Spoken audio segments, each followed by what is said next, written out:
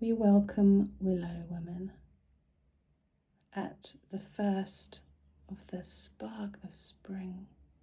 Salvia, she has many names, many species, and yet Alba is one of the originally grown ones in this land.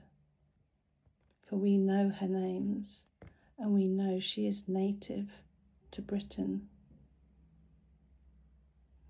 She is so important to the wheel of the year of the Lady of Avalon and of Britannia, and she marks this threshold at the end of winter and of the returning light.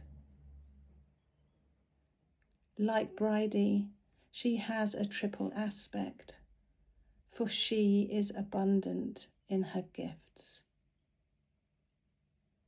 As maiden, she is that spark of life, and from life she will emerge, into life she will return each year. She is one of the first trees to spark into life, catkins coming before leaves.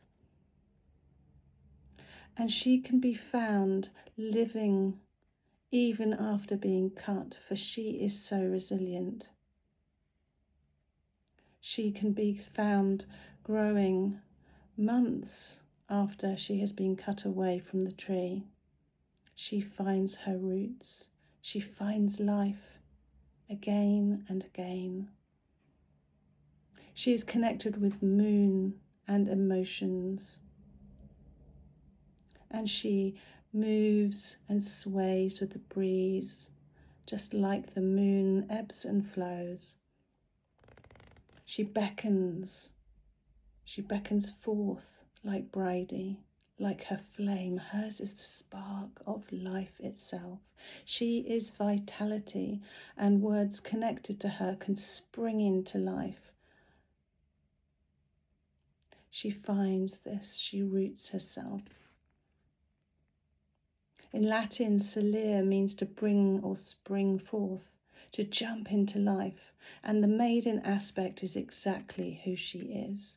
She encourages us to begin again, to start anew, to wake up. She is that aha moment, that first breath, that moment as the mingling together of our intuition and emotion and our dreams from the winter, coming forward and showing us the promise for this year. She is the poetry of the wind in the willows on a dreamy riverbank. But she is also mother aspect.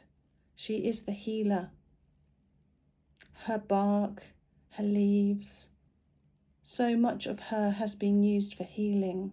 Even her leaves laid down on boundaries will help as a willow bed to filter and clean water, clean the environment.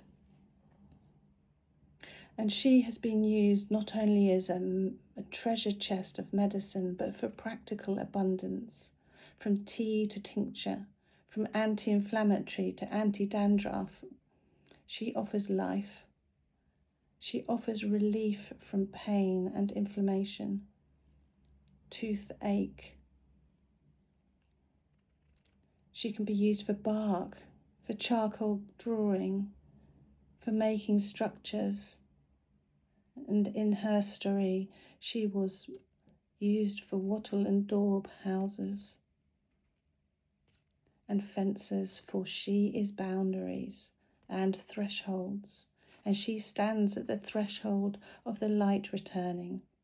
She is the safety of holding space between us and other, teaching us to allow people to do their own stuff and helping us know when to step in because others really need help.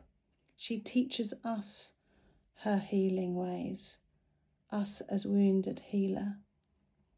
She is protection and she filters. As crone, she can represent death, certainly weeping, the weeping willow. In her story, been known to be connected with keening of unrequited or lost love. In earlier times, some may have used her leaves worn against jealousy. Even now, we can use her coffins, all returning to the earth, forging a new way, for she is the forger, the transformer. She takes our grief and invites us to rest with her, to let it all go. And remembering that crone aspect, Hecate carrying a willow wand, the word witch, the word Wiccan, all derive from this tree. And so we stand with her and we give her thanks for her presence in our lives. For at this moment, her catkins beginning to take form on the levels. And knowing that we can take from her bark and we can make a willow wand to help us journey through this season, waking us up and helping us with our intentions for the new year. We thank you, Willow Woman. Blessed be.